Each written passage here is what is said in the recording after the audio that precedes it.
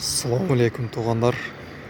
Бүгін 24 сентябрь 2022 жыл Ош шаарындағы Тешташ базарының мөңгө жемиш, жер жемиштин бааларын таныштырабыз.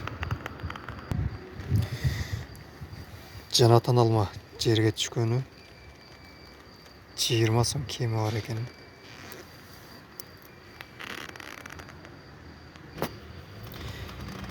Он 4 сомдон берилбептир. Биялман 100 сом дейт. 65 суроо болчу. 51-80 кеми бар экен. 40 сом берилди золотой грани. Груша 90 сом алынды. Эски сорттагы груша.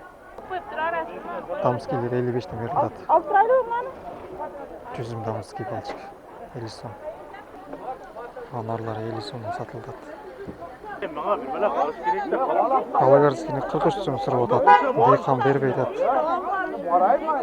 43 сурап атат калагарскини. 45 сом кен калагарский. Калагарын 25 сом берилиши аттымда. Укроптор 2 болсо 15 сом. Калемпир килограмм 100 сом.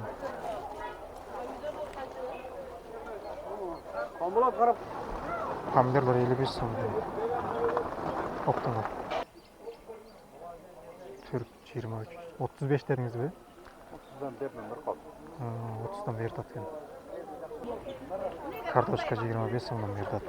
Оптома. 23'тен 25-ке чейин. Пияздан 6 сомдан беріп атыр оптома. Sazın 6 сом 51'deki. Kalagarski 50 сом deydi. Olmuş. Optum.